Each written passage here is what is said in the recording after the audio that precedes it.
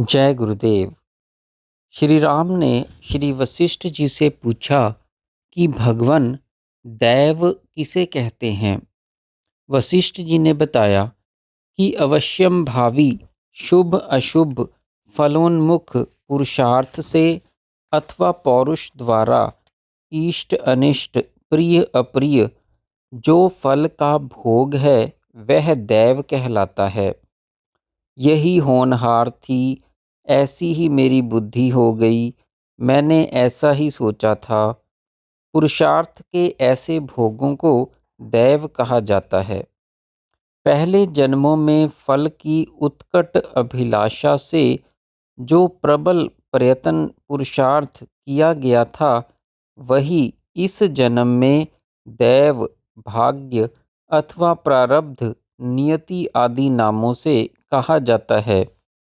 शुभ या अशुभ फल के प्राप्त हो जाने पर जो आश्वासन मात्र के लिए यह कहा जाता है कि मेरे पूर्व जन्म का कर्म ही ऐसा था, ऐसी भावना को व्यक्त करने वाला कथन ही दैव कहलाता है।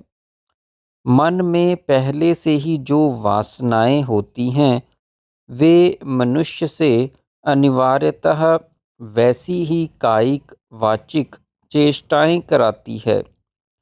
वासनाएं मन से भिन्न कुछ नहीं हैं और मन पुरुष का ही संकल्प होने से पुरुष रूप ही है। इस प्रकार वासनाएं ही कर्म हैं। वासना, मन, कर्म और पुरुष परस्पर संबंध अन्योन्याश्रित है। मन, चित्त, अहंकार, वासना, कर्म, दैव तथा निश्चय आदि सब बड़ी कठिनाई से समझ में आने वाले मनोरूपता को प्राप्त हुए पुरुष के मन की ही संज्ञाएं हैं। श्रुति में जो चैतन्य मात्र स्वरूप प्राज्ञ पुरुष बताया गया है, वही तुम हो। तुम जड़ शरीर नहीं हो, स्वयं प्रकाश चेतन हो। मनुष्य का चित्त शिशु के समान चंचल है, जो एक ओर से हटाए जाने पर दूसरी ओर लग जाता है। इसे अशुभ मार्ग से हटाया जाए तो यह शुभ मार्ग पर, और शुभ मार्ग से हटाया जाए तो अशुभ मार्ग पर चला जाता है। मन में स्थित वासनाओं के अनुसार ही मनुष्य कर्म में प्रवृत्त होता है। मन के विपरीत कार्य में कदापि प्रवृत्त नहीं होता। पूर्व जन्मों में मन की वासनाओं के अनुसार किए गए प्रयत्न, कर्म या पुरुषार्थ ही इस जन्म का दैव या भाग्य है, और इस जन्म में मन की वासनाओं के अनुसार किए जा रहे कर्म, प्रयत्न, पुरुषार्थ, अभ्यास ही भविष्य में भावी जन्म का दैव या भाग्य बनकर फल देगा।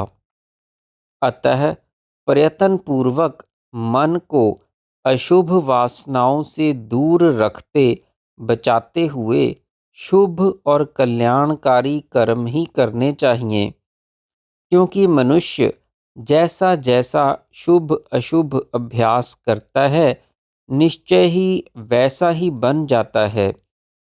इसलिए अपनी वासना रूपी नदी को सदा शुभ, शुक्ल, कल्याणप्रद ही प्रवाहित करना चाहिए। जो सर्वत्र नित्य समता रूप से स्थित सच्चिदानंदमय ब्रह्म तत्व है, उससे सदा सतत संबद्ध सत्ता को नियति कहते हैं। यही नियंता की नियंत्रण शक्ति है, और नियंत्रण में रहने वालों में नियंत्रित रहने की जो योग्यता है, वह भी सत्ता ही है। श्री राम के पूछने पर वशिष्ठ जी ने ब्रह्मा जी से स्वयं प्राप्त मोक्ष कथा सुनाई। पर ब्रह्म परमात्मा सर्वव्यापक, सर्वाधिष्ठान, नित्य चेतन और अविनाशी है। वे प्रकृति की शांत साम्य अवस्था और सागर की भांति तरंगित अशांत विषम अवस्था में भी सदा शांत निर्विकार प्रकाश स्वरूप ही रहते हैं। उसी पर ब्रह्म से बड़ी लहर के समान विष्णु का और लहरों के अंदर से ही अन्य लहर के समान ब्रह्मा जी का प्राकट्य हुआ है। उन ब्रह्मा जी ने अपने संकल्प से ऋषि मुनि देव मनुष्य पशु पक्षी आदि समस्त चर अचर विजय की रचना की है। जम्बू द्वीप के इस भाग भारतवर्ष में ब्रह्मा की रची सृष्टि का प्राणी समुदाय आदि व्याधि लाभ हानि जन्म मरण से पीड़ित था। अतः करुणा करके ब्रह्मा जी ने उनके कष्टों के निवारणार्थ वेद तप धर्म दान यज्ञ सत्य और तीर्थ सेवन आदि अनेक साधन बनाए। परंतु इन साधनों से संसार के सभी दुखों का अत्यंत विनाश नहीं हो सकता, क्योंकि इन साधनों में से किसी से भी जीव को संसार सागर जन्म मृत्यु से छूटकर निर्वाण रूप परम सुख मोक्ष की प्राप्ति नहीं हो सकती। ये सब मोक्ष प्राप्ति के सीधे साधन नहीं हैं। संसार सागर से तरने का सीधा उपाय तो एकमात्र ज्ञान ही है। तब ब्रह्मा जी ने अपने संकल्प से वशिष्ठ जी को पैदा करके उनके अंदर माया अज्ञान भ्रम को प्रविष्ट किया और लोक हितार्थ उन्हें वे उपदेश दिए जिनसे धर्म अर्थ काम के अतिरिक्त परम श्रेयस्कर परम पद भी प्राप्त होता है। फिर वशिष्ठ जी को और इसी प्रकार अपने नारद सनक सनातन सनंदन सनत कुमार आदि समस्त अन्य मानस पुत्रों को भी आज्ञा दी कि वे भूलोक में जाकर मनुष्यों को उनके कल्याण के लिए कर्म कांड परायणों को कर्म कांड विधि का एवं विवेकियों विरक्त चित्तों को परमानंददायक ज्ञान का उपदेश दें और सदा लोक कल्याणार्थ परोपकार निष्ठ रहें। ब्रह्मा जी द्वारा उपदिष्ट यह विद्या पहले राजाओं को दी गई, इसलिए राज विद्या कहलाई।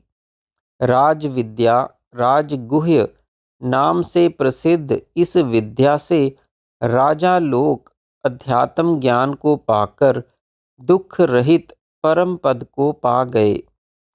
जो किसी कारण या निमित्त के बिना ही अपने ज्ञान विवेक विचार द्वारा स्वयं ही इस सृष्टि परंपरा से पूर्ण वैराग्य प्राप्त करते हैं, इस संसार की असारता परिवर्तनशीलता और क्षण भंगुरता एवं इसमें व्याप्त दुखों को देखकर अपनी संसार आसक्त बुद्धि का परित्याग कर देते हैं, वे ही उत्तम पुरुष हैं।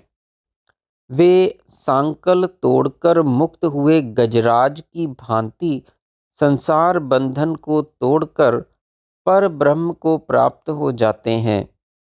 जिन्हें अध्यात्म शास्त्र के ज्ञान से ब्रह्म तत्व की भली भांति साक्षात्कार हो गया है, उन्हें मानसिक या संसार का कोई दुख नहीं जलाता।